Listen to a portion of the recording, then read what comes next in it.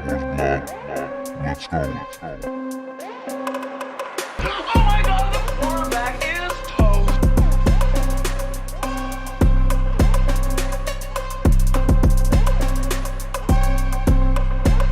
Hit it again. Hit it again. Let's go.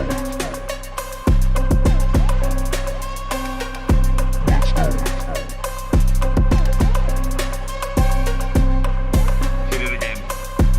Hit it again. Oh my God, the quarterback is toast.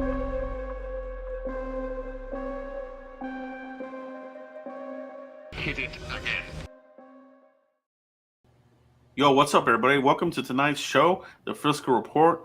We're live. In effect, it is Victory Tuesday. I got my cohort here, Mike from Cowboys Corner. What's going on, bro? Victory Tuesday. How are you feeling? Oh, dude, I'm feeling like a victory on a Tuesday, man. It feels great, dude. You know, our backs were definitely up against the wall after week one. It didn't look good at all by any means necessary. The defense looked really good, holding Tom Brady to one touchdown. But other than that, dude, you know, this offense, it didn't look great week one. Here we are sitting going into week four, and we're 2-1, Joe, with, all right, Cooper Rush. Gold Rush is here. It doesn't look like it's fool's gold. It looks like the real deal Holyfield, everybody. So, yeah, man, great game last night. Cowboys got it done. Cooper Rush 3-0 as a starter. Those are good stats. He's got a better record than some of these first-round picks that have yet to win 3 games. All right, so he is a very good backup, man, and I'm glad we have him. You know what I mean? We saw that they didn't really, you know, what you saw in the preseason, you know, just doesn't look like what you're seeing now. Smart plays. He's got zip on the ball. You know, accuracy. He knows when to throw it away. He's not taking really bad sacks. He's not fumbling and bumbling the ball. All right. So, Mike, are you surprised where we're at right now, 2-1 with Cooper Rush? I'm gonna say yes. I'm not gonna be like, no, I knew Cooper Rush was gonna come in here and dominate. Right. Yeah. I'm not gonna say that. I'm really surprised. I'm not surprised with the chemistry Cooper Rush and Noah Brown have. Now, I'm not surprised by that. But we seen Cooper Rush in the preseason, Joe, and it was like, oh my God, how did this guy win a game last year? I mean, the preseason of Cooper Rush, we should know by now that don't go hand in hand. It just don't. And the command and the way that players were able to rally around Cooper Rush and help him out. And the defense like Micah Parsons, man, I'm telling you right now, God, I want to get off subject, but it's all about the mentality, right? Like I always tweet, God, I wish we had players like Micah Parsons. And if we can just have a taste, 25-30% of what Micah Parsons brings to this football team, and we can gel that in somehow, I think we got that taste with Cooper Rush as quarterback, the way everybody has rallied around the Red Jesus. All right, that's what I'm calling him. I like it, dude. The Red Jesus. Hey, man, it's real. Like I'm with you. I'm surprised too. You know what I mean? I'm like you. I'm not gonna be like, oh yeah, I knew it all along. But man, you're right. The Cooper Rush and Noah Brown, it's legit. You know, these guys have been on the practice squad. You know, running the practice squad team here for years now, going all the way back to when Garrett was here, right? And even Kellen Moore. So there's a lot of familiarity around here. And now it's all about execution and then doing really well with what they have, right? I mean, we're definitely short-handed on offense, right? So, but, you know, kudos to McCarthy. You know, I think, you know, getting this team through this storm, like you got to weather this storm without Dak Prescott, Mike. And, you know, I think so far so good. You know, we have Washington next. They look very beatable. they look very bad. You know, that offensive line, I think we're going to feast. And like you said, Michael Parsons, Mike, he's unstoppable. And he himself said that his 60% is better than most people's 100%. I love the swag that this guy has, bro. Like the killer instinct is there, the leadership is there, and we're gonna feast on Carson Wentz. We are. No, definitely. We really are, dude. And I'm telling you right now, man, like, look what the presence of Micah Parsons did. Tank Lawrence tied a career high 3 sacks. Dorrance Armstrong has 5.5 sacks. Donovan Wilson was playing lights out because of that front seven. Yeah, Daniel Jones was able to run here, run there, but Dan Quinn, I wasn't panicking when Daniel Jones was running around because I knew Dan Quinn would make that adjustment. This is how good this defense is. Dan Quinn said, okay, we're going to spy Daniel Jones. He put a strong safety to spy on Daniel Jones. He didn't put a free safety. He didn't put a fast linebacker like Jabril Cox, right? He went and put Damian Wilson to spy on Daniel. That's how good this defense is. Yeah, man. He's done really well, man. I gave my shout outs to Donovan Wilson last night too, because it's like, you know, he's not the most durable player, right? You know, we all know that. And he's held up. You know, so whatever he's done in the offseason, you know, maybe he's added more muscle, more armor to his body. I don't know what, but, you know, you're going to have to keep him in the rotation. This is not a player that when Kurtz comes back, Wilson's going to be, you know, not getting any action because this guy's making plays, man. Great game plan by the defensive coordinator. Teams are looking at him right now. Oh, these teams that have sucky coaches right now, they're looking at, you know, if they want to have a defensive-minded coach, Dan Quinn's the top of the list right now. You know what I mean? So what are we going to do this year with him? Hopefully we're able to go deep into whatever the hell we get into, Mike. Let's talk about this, all right? We got Washington, LA Rams, Philly, and Detroit next, all right? Are we going to see Dak Prescott in that timeline, or are the Cowboys just going to let him get completely 1,000% healed and just come back after the bye week? What's your gut feeling here, Mike? So he got the stitch removed Monday night, actually. There's only one stitch. So now it all comes down to gripping that football and being able to run with the football in his hand. He's able to be able to throw. Just that grip has to be there on the pigskin. And the Commanders, what you saw from the defense against these Giants, you're going to see against the Commanders. If not, I'll be surprised if we don't get 9 sacks that game. I'm being honest. Mm-hmm. So it all depends on the confidence they have. But here's the deal, though. Here's the kicker. We seen Dak Prescott play without preseason games, and he looked like hot garbage, okay, in week 1. Cooper Rush got to get his feet wet, right? So Cooper Rush right now has the hotter hand. If the Cowboys feel like they can wait another week against the Rams, then they'll wait. And then if they really wait against the Rams, will they wait against the Eagles, right? Because you don't have to rush them back. Why? Because you got this defense here. It's the insurance of insurance, all right? And that's where it all depends on the confidence level and where Prescott's at. I mean, it's really hard to answer it. But give me the best guy that can win us that ball game.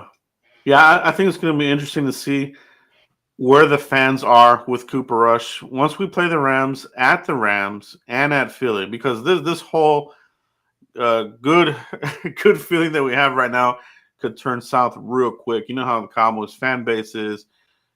The Rams, they're going to get after it, right? That defense is ferocious. Philly, you know, we'll see about them. It's a conference game, so those games are usually pretty tough anyway.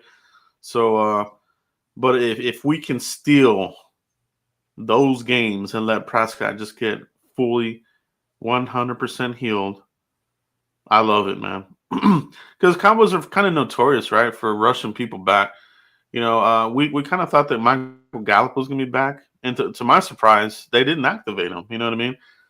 So there was a lot of lying here by the media. Oh, he's activated. And then here at the end, no, he's not active. So they don't even know. So I'm fine with that.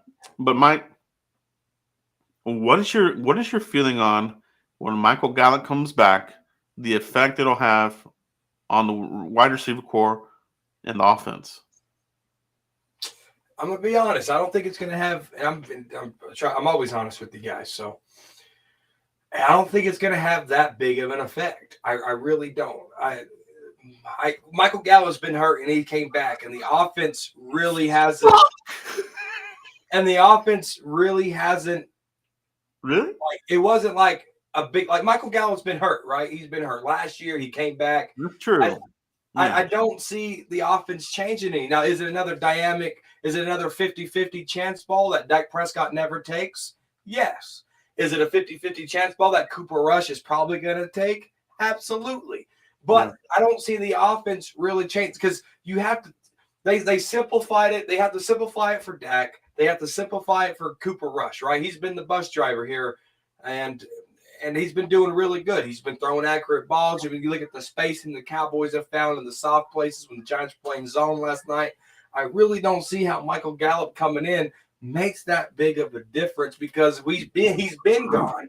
And this was he's been gone, and this was with Amari Cooper in the lineup, and nothing really changed. Nothing really changed. So I'm going to go on the end and say I don't think Michael Gallup really changes this offense that much. Yeah. So one of the rare occasions where Mike and I won't probably agree on, but I think it will, and I think it's going to come in the form of helping CeeDee Lamb get more touches and become a little bit more, reliable, and get more plays. Mike, what we saw from CeeDee Lamb yesterday, that first half was ugly. To his credit, that second half was a different CeeDee Lamb. Look like the old CeeDee Lamb here. So what I envision is when we get Gallup back, this will take another double team off of CeeDee Lamb because Lamb's getting a lot of brackets, a lot of double teams. But when he does get the opportunity, he's got to catch those balls, man. You know what I mean? To me, it's a concentration, consistency issue. You know what I mean? So I do think that Gallup will help this team out. You know what I mean? Because he's definitely an upgrade over, these other guys that have been coming in here. Dennis Houston, Jalen Tolbert had one catch. Doesn't look confident out there. I can't wait to get Gallup back here. But like you said, Mike, not durable either. He'll make the acrobatic catch, but is he going to get up, bro? Like, I hate that. Like, oh, man, the badass catch gets up, Gimpy. Ah, crap, man. We got the first down, but he's out for the rest of the couple of weeks or whatever the hell it is. So hopefully he'll be durable, to get us through this these couple of games here, Mike. But he'll be durable, Joe. He'll be, and I don't want to debate this at all, but I don't see Michael Gallup change. He'll be durable. He's going to be accessible. He's going to be available. But I really thought last year Michael Gallup coming back is going to help our red zone. It didn't really help our red zone. I really thought Michael Gallup coming back would open up some running game. It really didn't open up the running game, right? And of course, Zeke had the gimpy leg or whatever. But I hope I'm wrong, but I don't see it. I really don't see it. Like people talk about a more reliable wide receiver.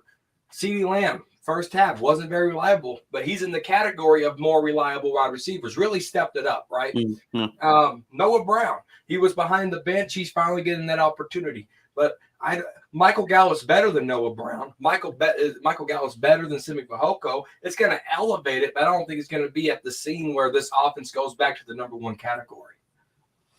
Yeah, it's gonna be interesting to see how the effect or what the effect is going to be. How many snaps will he even get in that first game coming back? They'll probably ease him in or whatever. Winter Allen with the super chat. I can send my support now. Yay. Yeah, Winter Allen, appreciate the support here. Thank you for being a fan of the channel. Mike and I really do appreciate that. And everybody out there watching live and on the replay, we appreciate everybody here. Winter Allen, we do appreciate that, man. If you have a question, we are taking Q&As throughout the show, guys. So if you have any questions, hit us up and we will try to get to your question and we'll try to get that answered.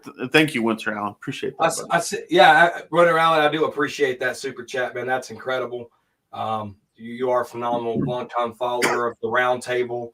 Pretty much anything that I'm involved in, Winter Allen, you're always there. I really appreciate it. I'm more humble than you can imagine. Yes, indeed. So are we chasing the Eagles right now, Mike? Is that it? Are the Eagles the team this year, or are they just kind of hitting this little soft spot in their schedule where they're beating crappy teams? Like what is your take on the Eagles right now? No, you can only play who you can play. And, Primetime Phil said it on his show, and I 1,000% agreed. It doesn't matter who they play. They don't make their own schedules. They play who they play. And I thought Primetime Phil hit that round the head. Big shout out to him. You got to subscribe to Primetime Phil. And the Eagles, man, listen, one thing in football that if you can gain, you can get. Look at the Miami Dolphins. They just beat the Buffalo Bills. They were 2-0 team. Buffalo Bills 2-0. They took that momentum from those 2 wins and they moved it over there. Buffalo Bills probably slept on them. They probably slept on the Miami Dolphins. Miami Dolphins took that momentum and got it. The Eagles right now are 3-0. They can do one or two things. They could take that momentum and keep stacking wins, or they could take that momentum and flop and they might have injuries. I don't think it's a matter of chasing. I think it's a matter of Cowboys just need to handle their business, and the NFC East will come in their favor. But they have to continue to have success, period. It's the name of the game, bro. It's what have you done for me lately, right? So Exactly. Right now, Cowboys in the thick of it, 2-1. It's pretty damn good. You have to be feeling pretty confident about beating Washington. We're going to be at home, so the crowd should be in full effect there. Carson Wentz, terrible quarterback. Well, he'll turn it over, right? That offensive line's not good. Their D line's kind of beat up, so it should be a game that we should get. So, if you put that at 3-1, Mike, those next 2 games, maybe you split those. Maybe end up at 4-2, and then Detroit. That's gonna be a scrappy game there. You could be looking at 5-2 or 4-3. So I think a lot of us are kind of feeling a lot better about this team, Mike. But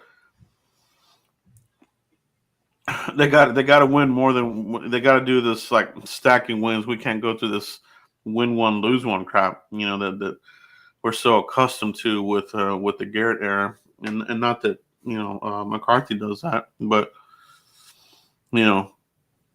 it all goes through the division. You got to win your division first. So these games here, Washington got to win that one. I would love to beat the crap out of Philadelphia because I think they've gotten better, but they haven't faced a defense like us. Right. You know what I mean? Right. Winter Allen had a really good question.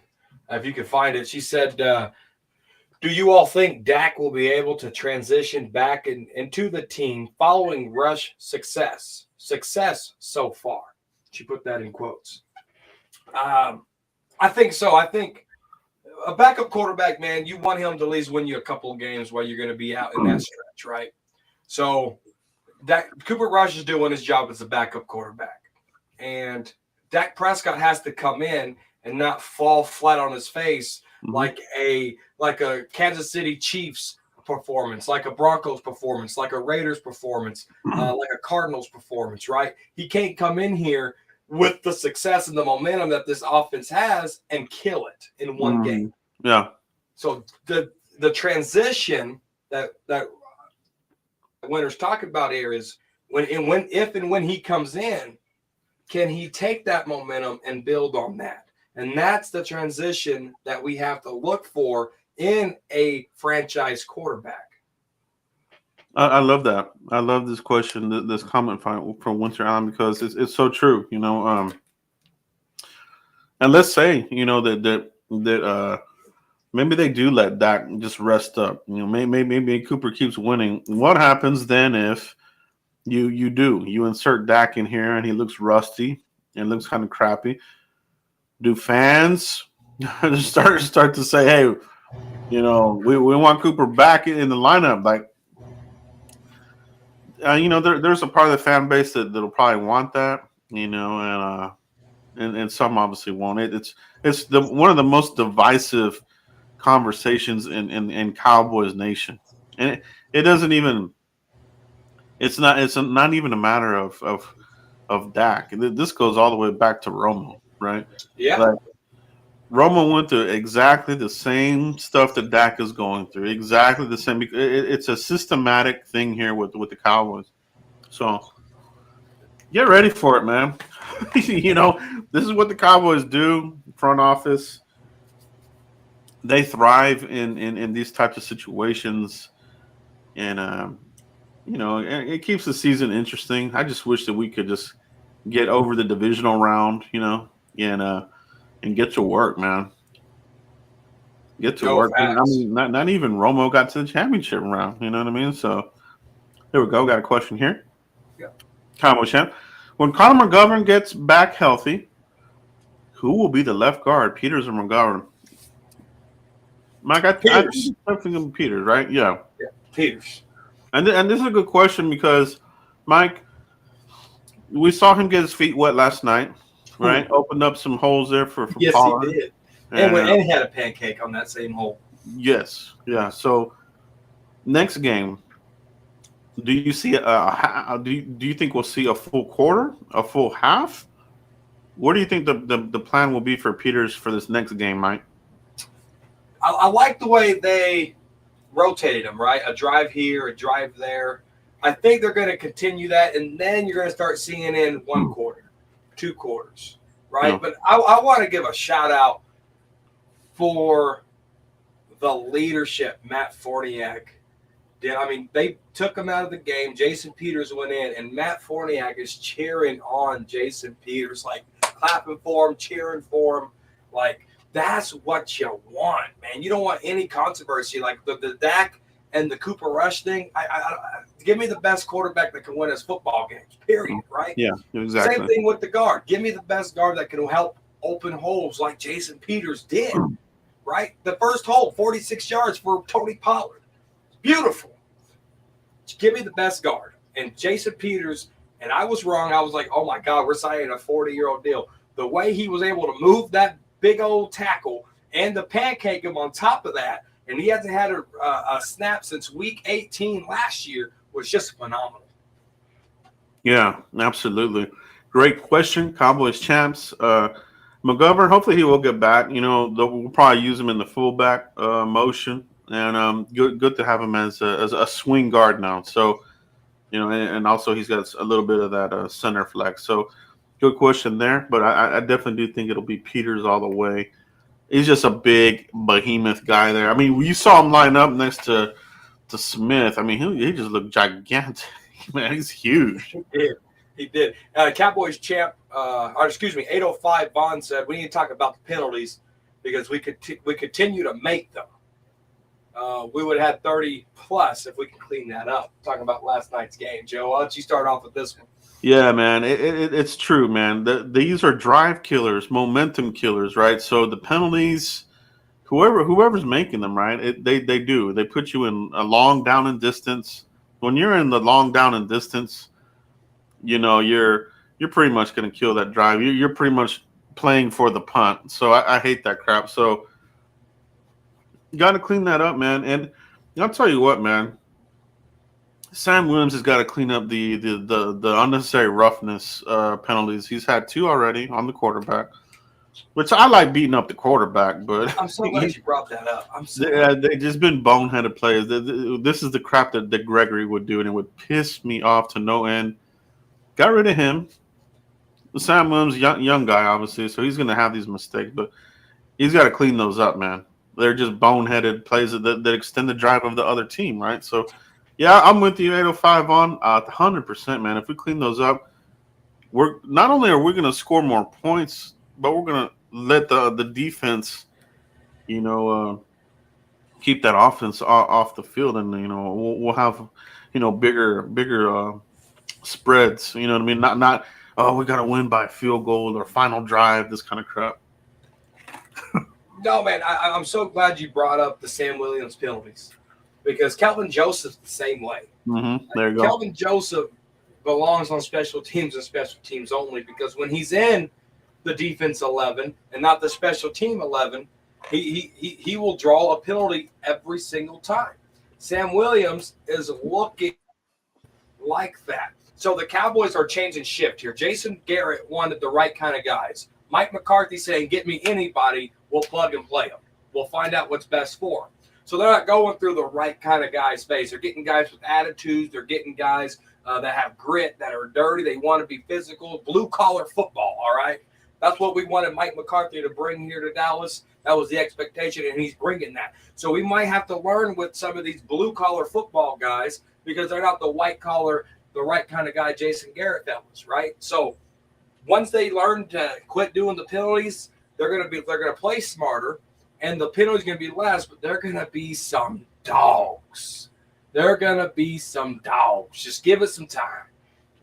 Oh yeah, yeah. It's all about time, and it's not even like it's nothing bad on Sam Williams. I like the potential, man. He's made some plays there on defense, but those ones on the quarterback, you can't have them because those are 15-yarders. You know what I mean? Those are big chunk plays that keep the drive going in that precious, field position. You know what I mean? It's the difference between, being in field goal position and not field goal position. So, yeah, man, just clean those up, and I think we'll be better here. So we got another question. April Showers in the house. Appreciate you, April. Question is, will Kellen Moore keep the same game plan or identity running first when Dak returns? This is a great question here because to me, man, I'll be quite honest, and I put this out there on Twitter, and some people, they get off.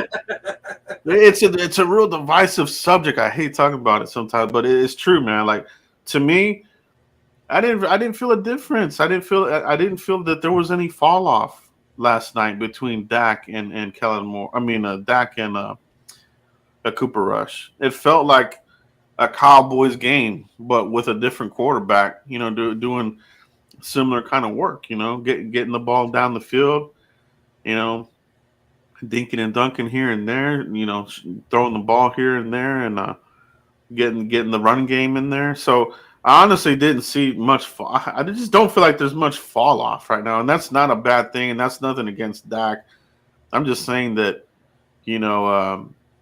it's good to have this problem. You know what I mean? And it's not really even a problem. It's more of it's a good situation that we're in to have Cooper Rush who can compete and at least keep the Cowboys competitive, Mike.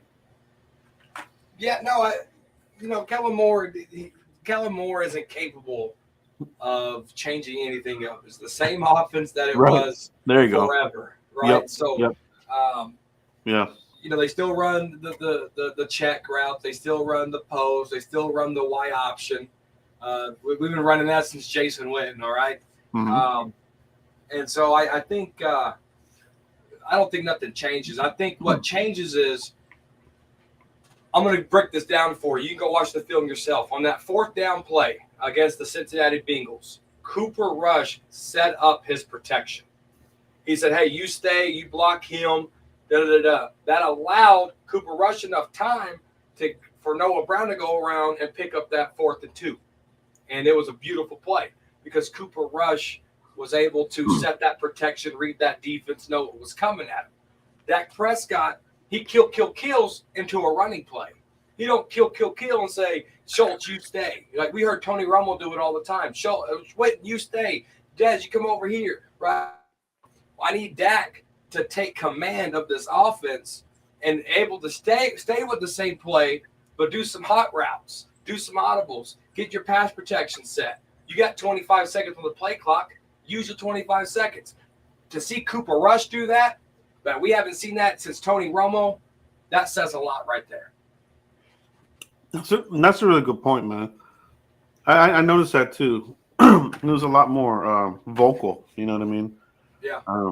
Instead of just lining up and getting after it. You know, so to me that means he's reading the defense, right? When he's doing this stuff, he's reading the coverages and making some adjustments. So a very good insight there, Mike. Totally agree with you. That's a great take. Cowboy Mac with a comment. Quinn Bohanna played good last night.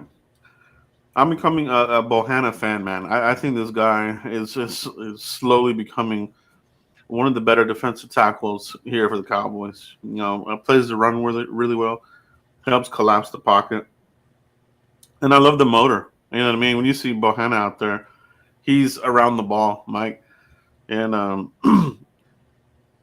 from Kentucky, right? I think you're getting more out of this late round Kentucky player than you are your second round Kentucky player in Kelvin Joseph, and that's kind of sad. But Preach on it. But Bohanna, I'm loving it, man. I'm loving it. You know, this is what you want, man. You want the guy who barely made the team last year. They even cut him at one point, right? And they were able to bring him back through the waivers and did what he needed to do in the offseason, clinched a 53-man roster spot, right? And he's in a good heavy rotation now. So great observation, Cowboy Mac. Mike, what's your thoughts on Bohanna? No, man, it's all the presence of Micah Parsons, man. I mean, look at Oso Digizua. Yeah. Look at Quentin Bohanna. The Dallas Cowboys, their motto going into this year was get younger and rely on your younger guys. They picked Quentin Bohanna over a guy like Carlos Watkins, who had a really good first year with the Dallas Cowboys. Really good first year with the Dallas Cowboys. So they skipped the veteran presence in Carlos Watkins, and they said, you know what? We're going to go with Quentin Bohanna here. I like the decision. He's living up to it. And he had his neck was a little injured too, and he still played at a high level. 1980 in the house. One of the GOATs in this game, man. Definitely a GOAT.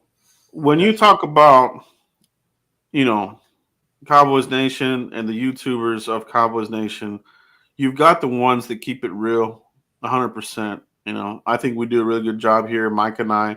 And the other one, too, that I really do watch all the time is 1980 because he keeps it real. This isn't about blowing kisses up unicorns' butts and this.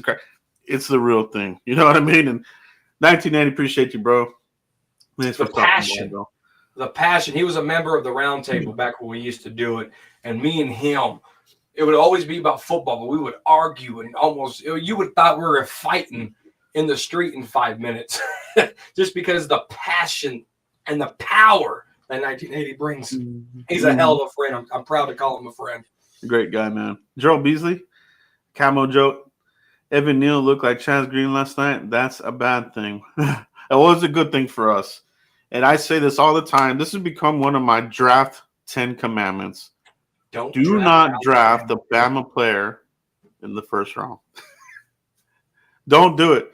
Don't draft a Bama O lineman in the first round. Maybe not even in the second. They just do not translate good to the NFL, bro. God bless them. I mean, I don't know if it's a system thing there with Saban, but they're all terrible, bro. Yeah. Literally. Yeah. And I'm glad the Giants took him. I love it. I just love it, bro. Because he's going to be shell-shocked, bro. Like, okay, we play them when, like, towards the end of the season again. It's going to be in his mind like, oh, crap, Micah Parsons again? He's going to crap his pants again. Yeah. Yeah. No, it's, we knew where the Giants were going. If you watch the Frisco report during the draft time, Joe is money, all right? Joe and Foots, they get together during the offseason. They get together to talk draft, and they are absolutely house money, all right? Follow these guys for all your Jav coverages. But right now, Joe, we're talking about the week. Oh yeah, yes indeed, yes indeed, man. No, it's good stuff, man. You cover the draft, and then when you see them in the season, I mean, Kayvon Thibodeau, their other first round pick, zero effect, bro. Like I don't even remember them calling his name. Terrence Steele was beating him one-on-one multiple times. Yep, he did a phenomenal job there. I mean, it's early for those guys, right? But I mean, we put the screws to those guys. Those rookies, they look like first round bust in that game. So, but Mike, great conversation tonight. Like I said, we're on to Washington. Get that win. Starting over Lewis. What? Get those wins stacked up, baby. Get those wins stacked up, man. But that's all we have tonight, guys. I kind of have to keep it short tonight. I've got something I got to take care of here with the family. Family first. Yeah, so I do appreciate everybody stop by, super chats. Appreciate everybody. Appreciate the comments and the questions in the chat box. We can't do this without you guys. It makes it very entertaining, and the conversation keeps on going, baby. Mike, let everybody know they can find you if they haven't already, bro. Yeah, Cowboys Corner right here on YouTube, guys. I haven't yelled into a camera yet, so we're doing good. We're doing good. So, and then underscore Cowboys Corner on Twitter, guys. If you follow my Twitter, you're like, man, this guy's bipolar. When it comes to the Cowboys, absolutely. Hey, me too, bro. Me too. I wear my feelings on my shoulder 1,000%, bro. Like, oh man. But that's it tonight, guys. We'll see you next week, and we'll talk about this game here, hopefully with another win in the bag, guys. That's what tonight. Continue to like, subscribe, and share. We'll catch you all for the next one, baby. Peace.